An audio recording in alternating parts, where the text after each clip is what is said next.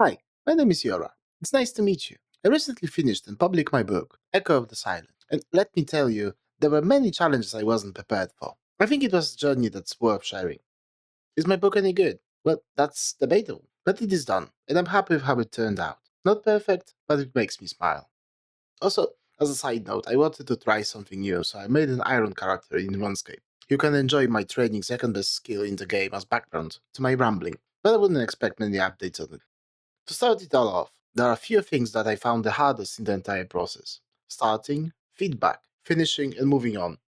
I'm quite familiar with those, and this is what I will speak about mostly. Everyone has their own creative process. Everyone has different ideas how things should be done. Don't follow what I did and expect it to work, but consider it. Number one, starting. I myself am a bit of an overthinker. When I get an idea, I obsess over it and think about it constantly, expanding and exploring it to the brim. But even when I had tens of pages of concept written, still the first word wouldn't come out. I didn't know where to start and stressed over it. I wrote many story points, characters, many more things that didn't matter in the long run. Yet the start was slow. The first few words were a slog. Even though I had the story planned out, I couldn't connect the dots well. After a while, it got easier. Still not the best, but manageable. Later on, I started just writing whatever and whenever to connect it later, and it finally clicked. Just start typing whatever. Books are creative. You can start it any way or time you want. Just start. The only thing that is stopping you is you. It doesn't have to be correct. It doesn't have to make sense. It doesn't have to be anything. Start with random letters and give them meaning later, but start somewhere, and preferably now, or when you feel ready. It was the 21st of January. Freezing wind blew on John's face as he observed the unfolding of his fate. Simple, classic, introductory, but maybe it's not your style. I don't know. It just happened. It's what it is. How was I supposed to know the world would decide to burn when I close my apartment door? More creative and gives you a lot of more freedom. You have countless possibilities for how to expand on this story. The doors can be literal. Something was rigged to the lock and blew the building apart.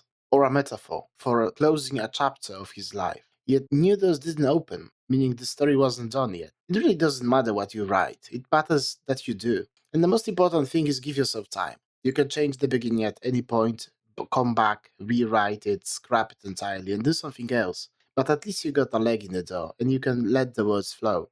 Wish someone told me that before. My story is nothing close to what I planned at the start, and I probably wasted many weeks worrying about them. And I use the word wasted in quotation because it taught me a lot. It was a learning experience, but won't happen to me again. Time spent learning will never be truly wasted. After the starting phase, it just flowed, writing what I felt like at the time, maybe connecting some events, adding filler, thinking about the emotional setting and characters' consistency. It's creating a world, seeing it work and prosper, and you can't help but feel happy and proud of it. Thinking about characters, planning events, the development, or just being creative was something I don't think I will ever forget, and still, rereading the book makes me feel certain things, which is weird as it's the least I talk about. I did learn from good parts, unfortunately, and not many people do. But it's not all sunshine and rainbow, because the good part had to end sometime. Number two, feedback. At a certain point, I had a large chunk of the book written, and I started to read it again and again, looking for areas to improve. Every time I did so, I found more mistakes. Action didn't make sense, missing something, or something made sense only to me because I knew the story. Writing the book, I did it mostly for myself, but I can't say I didn't want to hear what others wanted to say about it. I gave the book to family members, to friends, but nobody read it. To some degree, it hurt both me and my passion, but it's life. I could have posted into some internet forum for feedback, like Reddit, but they have their own problems. You will find many fun and good people there, but you will also find many people who are stuck up egocentric narcissists who will break you apart. My best guess is based on day of the week, but the results may differ, 50-50. It made me feel really sad, and it still does.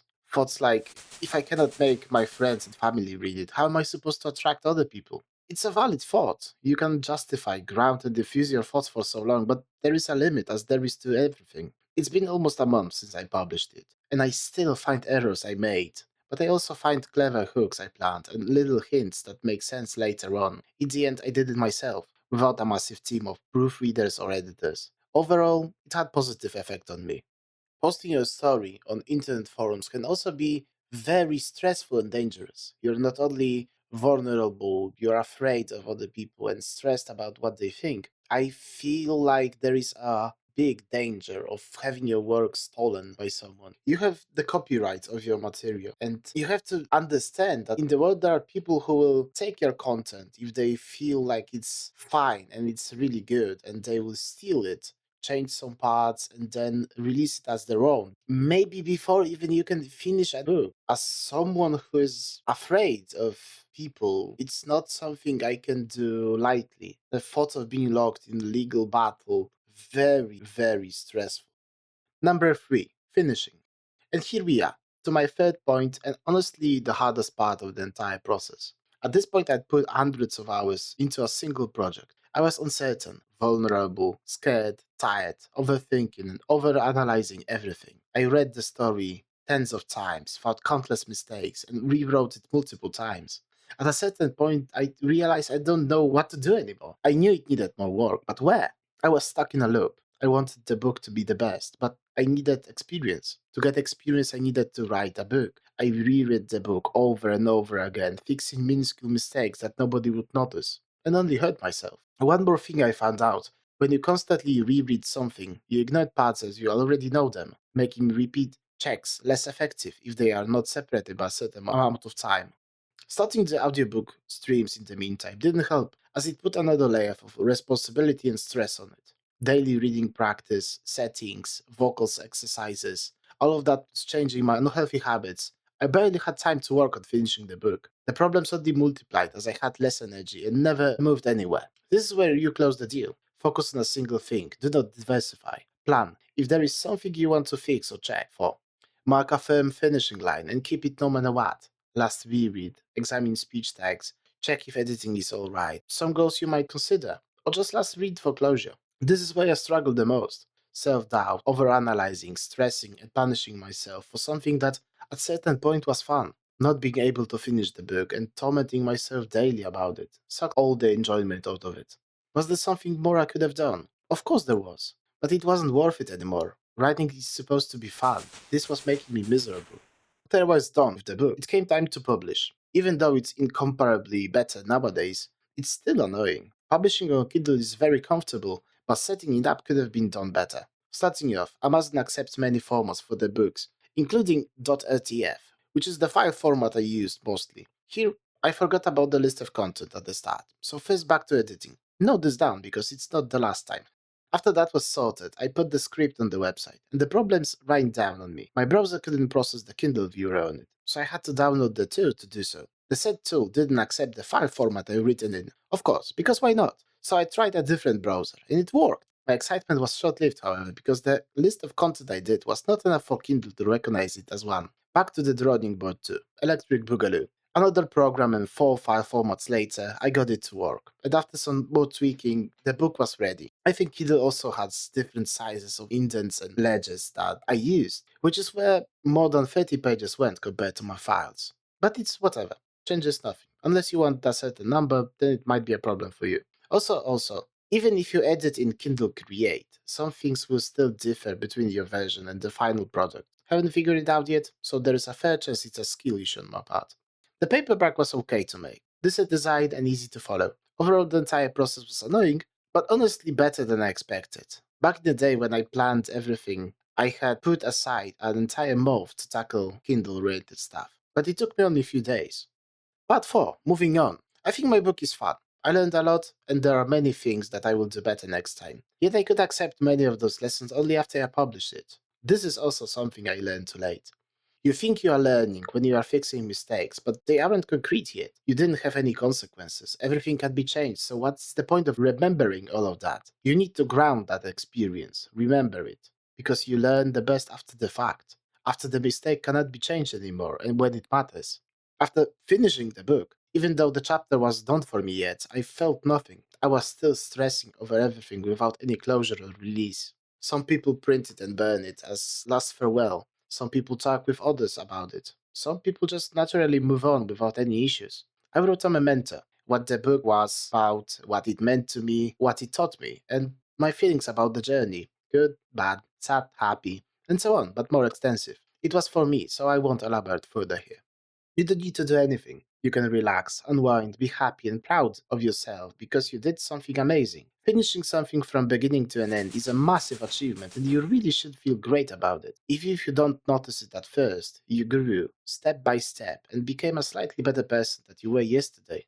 To some degree, making this video is also part of this ritual, a compilation of my feelings, thoughts, and experiences. Maybe I'm still looking for an answer, a validation. Was all my pain and hard work worth it? Even though it doesn't look like it now, objectively it was. As I said in point 1, it doesn't matter how you start, it matters when, because life goes on and won't wait if you are standing still. I didn't have anyone to tell me that, and that's why you do. Taking a chance, trying and giving your best, even if you didn't close the deal yet, doesn't matter. Doesn't mean it won't happen. And I'm proud of your effort and persistence.